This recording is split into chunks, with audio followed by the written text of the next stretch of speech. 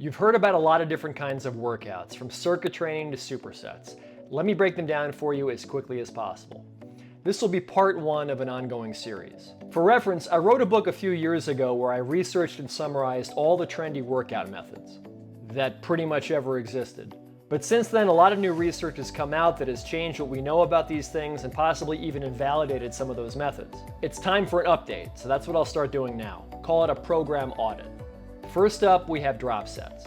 This is taking a set to failure or close to it and then reducing the weight by usually around 20% and then repping out to failure. For instance, you're doing a dumbbell row with 60 pounds. You can't do another rep, and so you drop the 60, pick up a 45, and continue to failure.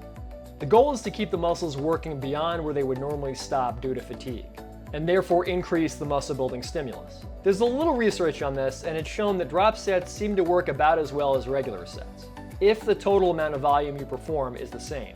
In other words, if you end up doing 10 reps with the 60-pound dumbbell, and then you get another 6 with the 45, that's 870 total pounds lifted.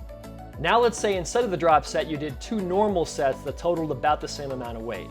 For example, you got 10 reps with the 60, rested normally, and then backed off to a 50-pound dumbbell for 5 reps. That would be 850 total pounds lifted. 850 and 870 are pretty close.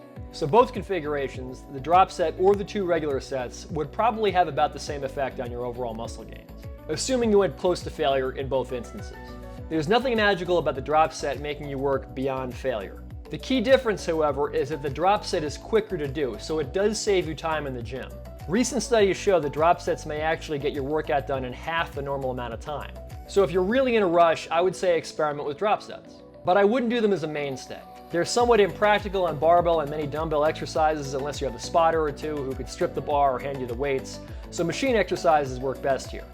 Another question researchers are batting around is how much fatigue do drop sets cause? If you do multiple drops in a set or multiple drop sets in a workout, you could build up a lot of fatigue quickly and see a big drop off in performance for the rest of the workout or the rest of your training week. There's also the argument that once your biggest and strongest muscle fibers are fatigued, that's where the set should end.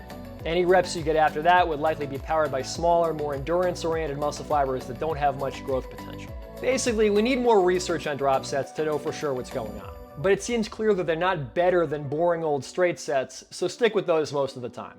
Per Brad Schoenfeld, the world's top training for muscle scientist, the safe bet is to use drop sets only in the last set of an exercise. Let me know what types of workouts you want me to weigh in on next in the comments, and find out when my new 8-week training program is coming out when you sign up on fitnessdistilled.com.